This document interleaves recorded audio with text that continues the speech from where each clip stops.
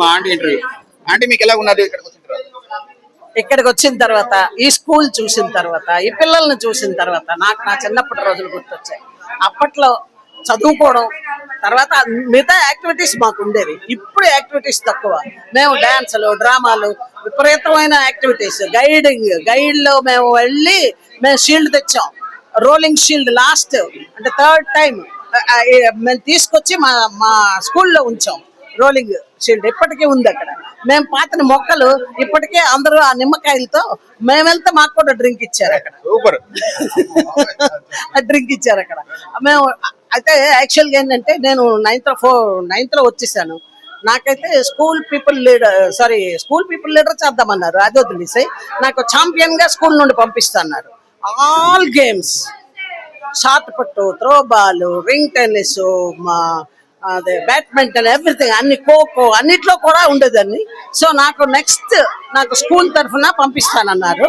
కానీ మా నాన్నగారేమో నాకు పట్టుకొచ్చేయడం, నేను మరి వెళ్ళలేకపోయాను. స్పోర్ట్స్ లో కూడా మనము ముందే.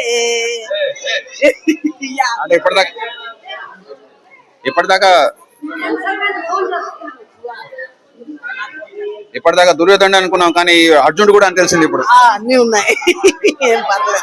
అప్పుడు కూడా రాయడం, చిన్నప్పటి నుంచి రాయడం, తర్వాత డాన్స్ డ్రామాలు కంపోజ్ చేయడం, మదర్ దగ్గర చూపించడం, ఆవిడ పెంచుకోవడం, ఇవన్నీ కూడా అయిపోయింది ఆ లైఫ్. ఇప్పుడు ఈ లైఫ్ చిన్నతనం మళ్ళీ తిరిగి వచ్చిందని అనిపిస్తున్నది. నాదంతా ఒరియా చదువు.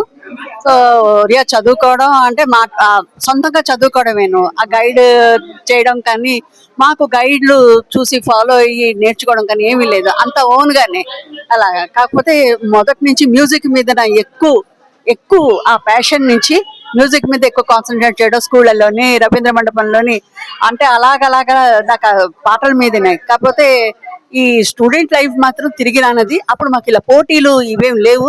90లు 100ల మీద ఎవ్వరికి అసలు ఫోకస్ ఉండేదే కాదు. పాస్ అవడం అన్నది ఒకటి తెలుసు నాకు. ఆ కాంపిటీషన్ ఇప్పుడు ఏ విధంగా ముదిరిపోతున్నది ఆ బిల్కుల్ మాకు తెలియదు.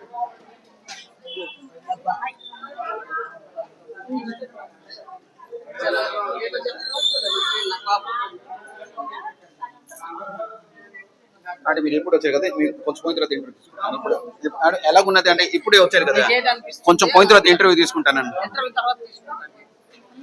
కొంచెం సరదాగా చెప్పాలి. సిస్టర్ మీరు వచ్చారు, మీకు ఎలా అనిపిస్తుంది? లేదు, సిటీ స్కూల్ కి రావడం ఈ మధ్యలో 2-3 సార్లు వచ్చాము. పిల్లలకి ఆనరింగ్ అది చేసాము.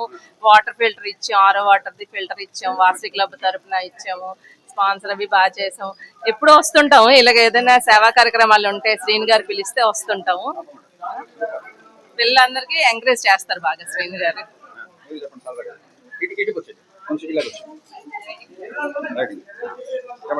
మాకు స్కూల్కి వచ్చిన తర్వాత చిన్నప్పుడు మా స్కూల్ గుర్తొస్తుంది. నేను కాన్వెంట్లో టీచర్గా చేసేదండి. ఆ తర్వాత ఇప్పుడు వచ్చిన తర్వాత మాకు స్కూల్ చిన్ననాటి జ్ఞాపకాలన్నీ గుర్తొస్తున్నాయి. పిల్లలందరితో సరదా ఉన్నాను. Thank you.